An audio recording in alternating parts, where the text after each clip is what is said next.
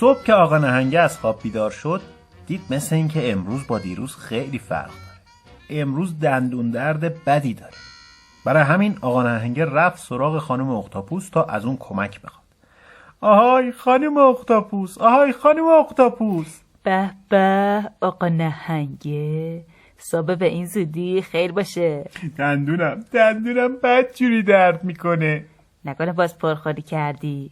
باش بسته شگوندی؟ نمیدونم، فقط یه کاریش بکن، دردش خیلی زیاده. بچه جون، آخه من چی کار میتونم بکنم؟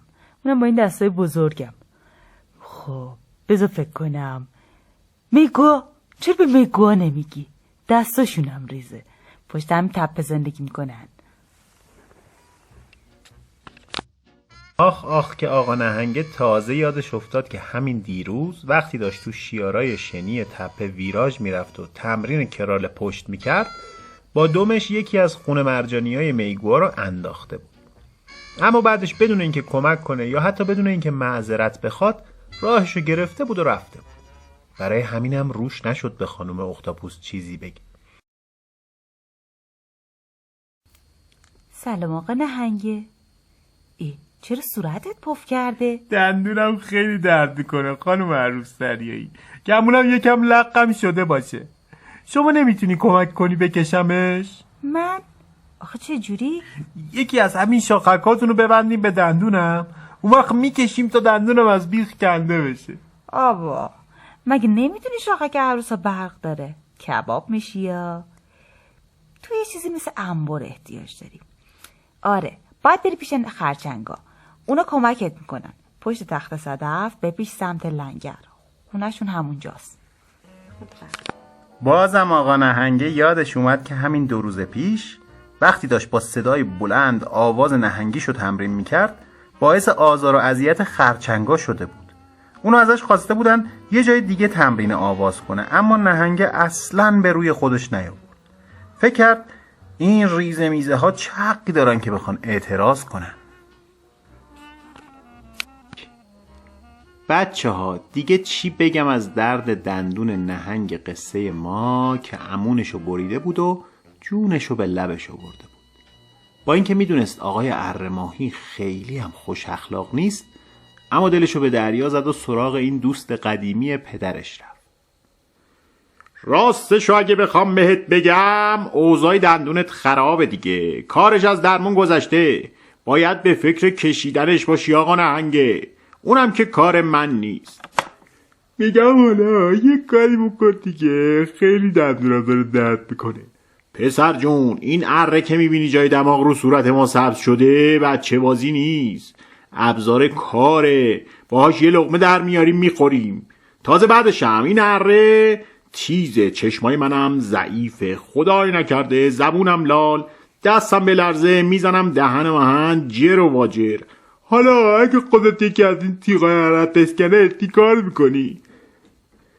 مال ما با مال شما فرق داره بچه جون، مال ما ریشه نداره، لسته نداره، دردم نداره. راستی خوب شد یادم انداختی، یکم جلوتر از این خیابون ما یه مرجان بزرگ دریایی هست، طبقه 5 یا 6 یه خانواده اسب دریایی زندگی میکنن. اینا پدر در پدر کارشون دندون ماهیایی مثل من و شما بوده. ها میدونم کیو میگی، ولی حالا نمیشه خودت یه کاریش بکنی؟ آخه میدونی. حالا فهمیدم چطور شد، حالا یادم اومد. همین هفته پیش جنابالی رو دیدم که داشتیم بندگون خدا رو اذیت میکردی. من اذیتتون نمیکردم که، فقط پشتم میخارید، داشتم با مرجان دریایی پشتم رو میخاروندم. اون مرجان دریایی که میگی خونه 1000 تا بدبخت و بیچاره است. حالا نمیشد با یه چیز دیگه ای پشت تو میخاروندی؟ میرفتی همین پایین با کاجای دریایی میخاروندی، یا اصلا با این صخره‌های دره پایین. عمو جون اره، آخه حالا نمیخواد همشون رو برام بشماری، من میرم ازشون معذرت میخوام، تو هم با هم بیا بگو دندونش درد میکنه خوبش کن.